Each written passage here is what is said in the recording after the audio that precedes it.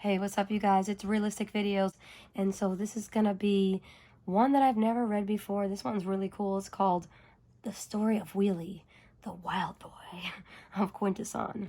I don't know why he's wild right now, but there is a lot going on in this really cool artwork, and he's about to throw this, like, fireball at our friends. I don't know why. There's some samurai-looking dudes in the back. Looks pretty dope. But anyways, this is going to be another big looker storybook. This one, I'm surprised, actually doesn't have one of those stickers on it. Usually they have a sticker. It's kind of clearance, which makes me think they didn't sell that well, at least in the area wherever they were bought. But this one was $1.95 original price. And I'm going to get started with this one. Oh, there's a fireball he threw already. It's kind of cool. All right, get started with this one. This one does not have a, this book belongs to little square right here. So that's kind of interesting. That's different. Copyright 1986. So this is a screenplay by Ron Friedman, written by Sonia Blackwoods, illustrated by Earl Norm. So he does, I'm pretty sure, like most of these books, he does a lot of really cool stuff. In the 80s, I've seen he's done a lot of cool stuff, and this is interesting because it's written by a woman. It's pretty cool. All right, here we go. Let me do my bedroom voice. A strange corkscrew-shaped ship plummeted through space. Inside, a young Autobot and his parents were gripped in terror. Their ship was on a doomed course. It had run out of fuel mid-flight. An emergency landing was impossible. The landing gears were jammed. The ship fell through space at breakneck speed. The steel ship finally broke through the darkness of deep space and plunged toward an uncharted planet below. The ship exploded when it hit the planet's surface. Only one lucky passenger was thrown clear, the boy Autobot, Wheelie. His unfortunate parents perished in the fiery crash. This is dark. This is like a Disney movie. Wheelie was lying on the ground, short-circuited and in grave danger. He was on the dangerous planet, Quintesson. That sucks for him. Sucks to be you, Wheelie. This is really depressing so far. The evil Quintessons, the inhabitants of the planet, found Wheelie lying there. They decided he must be an alien spy, and they dragged him away and threw him into a Quintesson dungeon. When Wheelie awoke, he was dazed. Slowly, it all came back to him. He remembered the terrible crash. He cried out for his parents, but soon realized they were not near him. Wheelie was sad and frightened. Wheelie shuddered when two Quintessons walked into the dungeon. These creatures have 5-sided heads. Each side has a different expression. The Quintessons stared at Wheelie wearing their frightening, angry expressions. Wheelie hoped it was a bad dream, but it was no dream. I like how his eyes look there. He looks kind of like a zombie. These dudes are scary. The Quintessons tied Wheelie's arms and marched him out of the dungeon. They led him through dark, winding corridors. The group stopped in front of 2 large doors. The lead Quintesson swung around and fixed Wheelie in a frightening stare. He was wearing his death mask expression. The Quintesson guard pushed Wheelie through the doors and onto a long platform. Wheelie looked over the edge of the platform and his eyes grew wide. There in the swampy pit were vicious-looking transformers with razor-sharp teeth. They snapped their mighty jaws at Wheelie. They were Sharkticons. Wheelie realized that he would soon be a meal for these horrible robot sharks.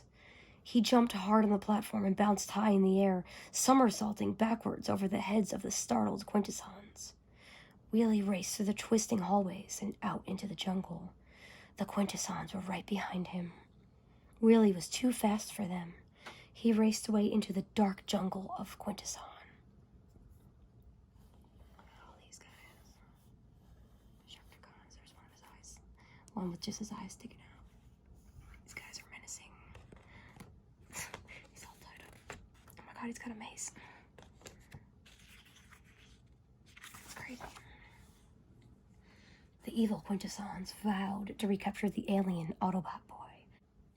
And as time passed, they made many attempts, but Wheelie managed to outsmart his enemies each and every time.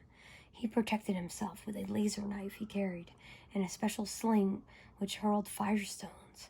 He had found these weapons while sifting through the wreckage at the crash site of his parents' ship. Wheelie missed his parents an awful lot. He was thankful they had taught him well in the ways of survival. Somehow he felt their spirits watched over him as he roamed the wilds of Quintesson, all alone. It's a really cool picture. This is fire slingshot.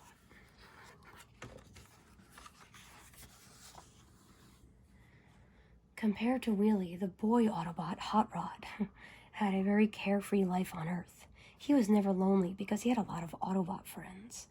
The wise old Autobot Cup and girl Autobot, RC, were two of them. Sludge, Slag, Swoop, and Grimlock were his Dinobot friends.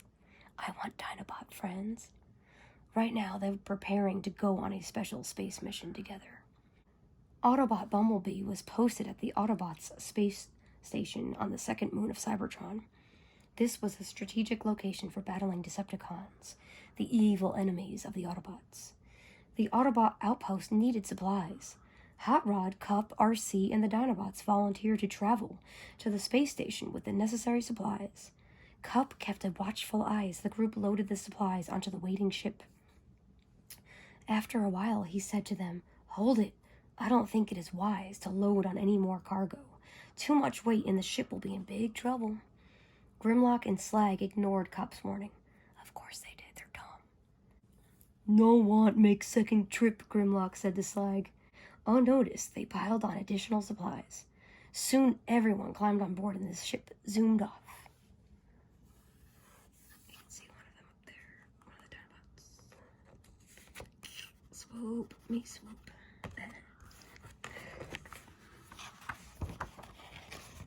Spoiler alert. Okay. The flight was smooth sailing at first, but as they flew deeper into space, the ship began to rattle and sputter uncontrollably.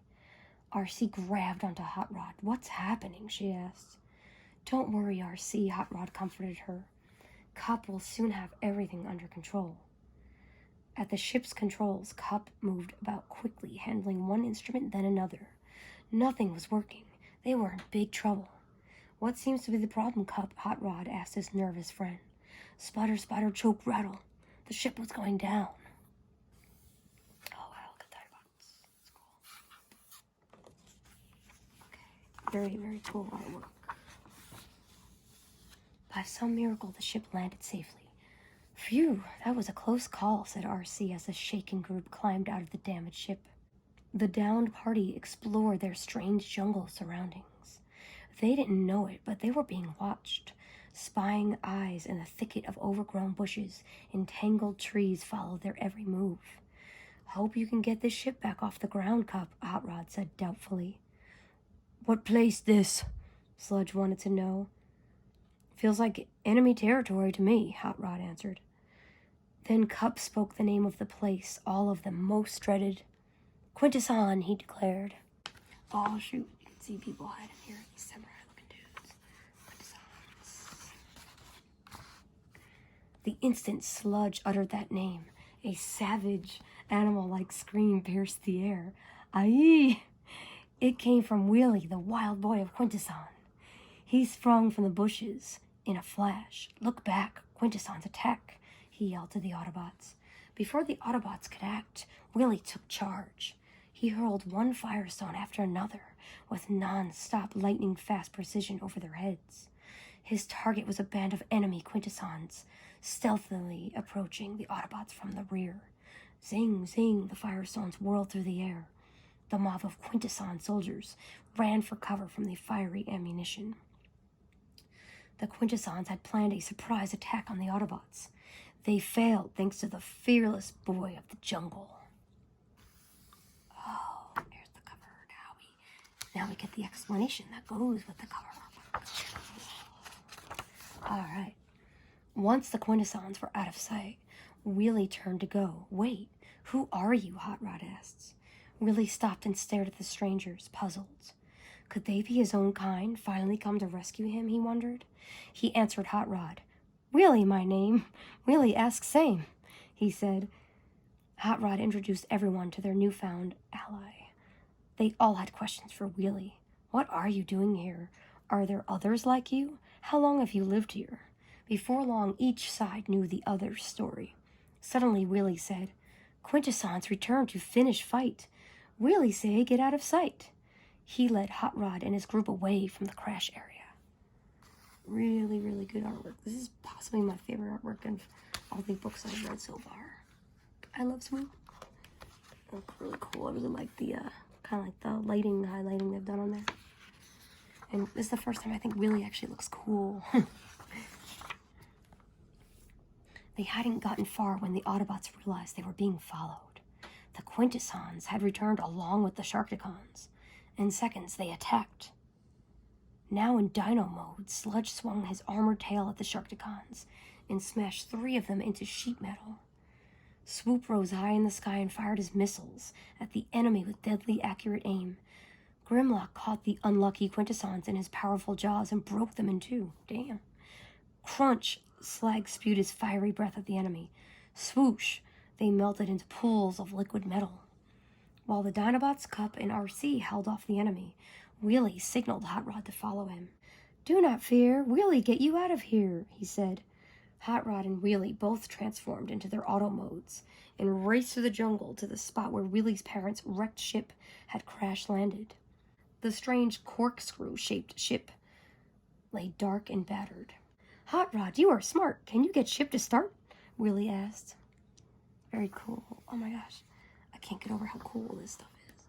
That's badass right there. That's really cool. I like this. Yeah, it's really cool artwork. Look at Swoop shooting at people. Look at this. Grimlock's just eating them Quintessons. Just chomping them up. Okay. Right away, Hot Rod saw what was wrong with the ship. He repaired the damage in no time. The corkscrew ship was all set to rocket off the unfriendly planet. Hot Rod revved up the engine and hoped his friends would hear the roar and follow it. Wheelie kept watch outside the ship. All of a sudden, he felt the earth trembling beneath his feet. Surrounding trees toppled from their roots. "For friend's sake, not now, an earthquake," Wheelie gasped. But it was no earthquake. The victorious Autobots and Dinobots were making a speedy return from the battleground. And with each quick stride, the Dinobots shook the ground with their great strength. When they got close enough, they heard the purring of the corkscrew engine. Closer still, they saw Wheelie motioning for them to get on board. The small troop knew they were homeward bound. Yay! They all cheered. Within seconds, they were aboard and ready for takeoff. Outside, Wheelie waved a sad goodbye to the departing visitors. Why can't he go with them? I don't get it. They're taking his ship and they're leaving. "Wait a minute," said Hot Rod to Wheelie. "We're not leaving you behind." Oh, thank God someone said it. "Climb aboard, friend." Wheelie smiled and eagerly climbed into the spaceship. As they sped off into the blue yonder, Wheelie gazed at the planet which was home for such a long time. He sighed a deep sigh and said, "Wheelie gone from Quintesson." Wheelie's a dork, even though he looks cool in this. That's a really nice picture there. I think this is a little traumatic for Wheelie. I mean, his parents died when he was a boy, and now he's getting on that same ship, and then he thought his friends were about to leave him, and they finally got him, but he's still got a lot of PTSD going on, so Wheelie's going to need a lot of therapy. But this was a very good story. And here we go. Ooh, I want some Transformers sticker adventures. I want to have an adventure with stickers. But I do, or not them. I believe these are the 2 I have that I'm going to do soon. I have one more of these, and then I'll do these 2. And they have a lot of different things going on, of course. 1986 Hasbro. And here you go. This has been another Big Looker Storybook with realistic videos reading it for you guys. So thank you guys so much. And please leave some comments and some likes. And I appreciate all of you when you guys leave your comments. And I thank you guys for supporting me. And have a good night and peace.